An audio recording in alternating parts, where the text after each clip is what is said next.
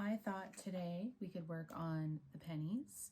I have book number 1 from 1920 to 1988. New book, nothing in it yet. I've got the pennies here. So once we get all of the slots full, then we'll know where the blanks are. So let's get started. So the first one I have is a 1933. So we're just going to pop that guy in gently.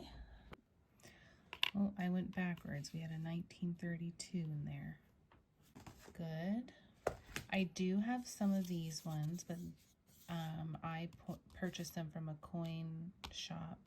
So they are in flips. We will see if I want to take them out to put them in there. I'm not sure yet. 39, 38, in pretty good shape. 40, 44 up there. 43, 42, that was pretty nice. And 41.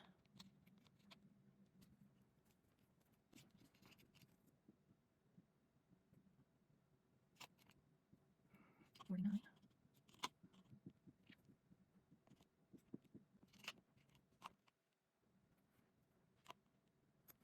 1954. I have 1953s. I'm gonna have to sort through which is which. 1958. Some of these are looking a little rusty and looking like they've probably been cleaned. As you can see, the discoloration all along the letters. They look pretty nice. 1946. There. 59. And it sucks that they've been cleaned, but I'm still happy to have the different ones from my collection. 45. 47. Now this one, I don't know if it's been cleaned and polished or what. I found it this way. It's very different from the red. 61, 1964, 63. This looks like another one someone tried to polish. 62, 60. I do have these as well. I just think they're in one of my other books. I'll have to find it. 65 large beads. Oh, I guess I'll have to look through those too. So we have 68, 66, 69. Do you have 67? Peculiar. Okay, we got 87. Geez, there were lots of those minted. 81. This one's in nice shape, probably cleaned, but hard to say. 86. I do have both of these. I think my pointed 5 I have in flips. I found 2, maybe. Pennies were done in 2012, so I had to go through, whatever I could find. Still exciting that I found 2. 79. Wish I found more though. Ooh, this one looks really nice. This is a 85. I've got a little scope here. Magnifying glass, whatever I call it. I think this is a blunt 5. Yep. Blunt 5. Very pretty. Very nice. I don't see any cleaning marks on that one, but you never know. 83. 80. This is so satisfying. I don't know if you guys like things like checklists, checking something off. Equally satisfying. This is probably more satisfying though. 76. 77. You know, this was back in the day when a penny actually had a value too. It still does today, but even when I was a kid in the 90s, you could go get penny candies.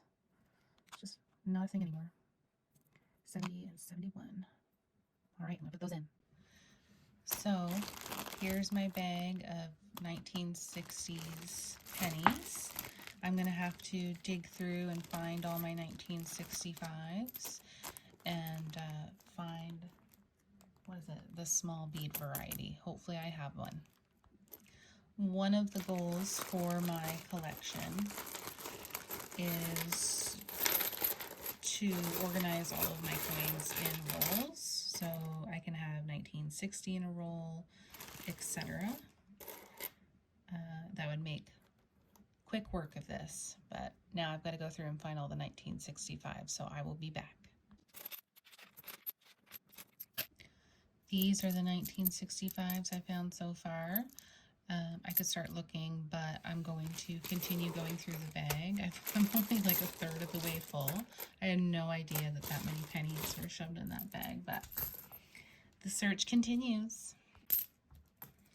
I went through more. I found a handful of 1965.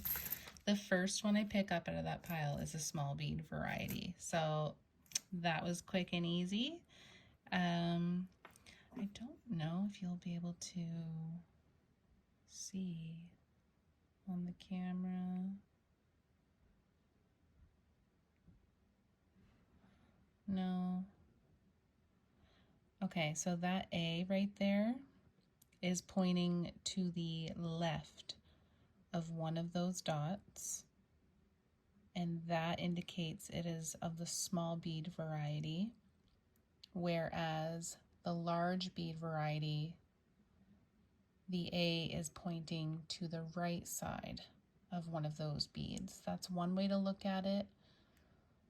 Or some of the way that people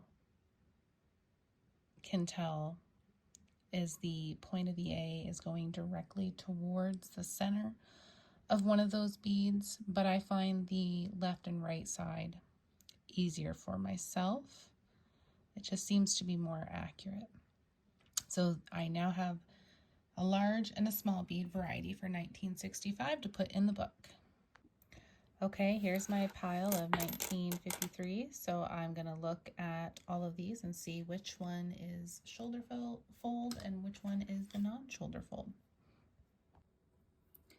Look at this interesting little, what is it, die error?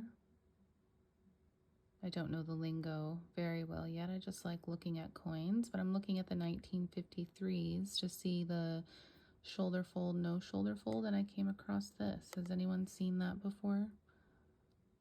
I'm going to set that one aside. I find it quite peculiar.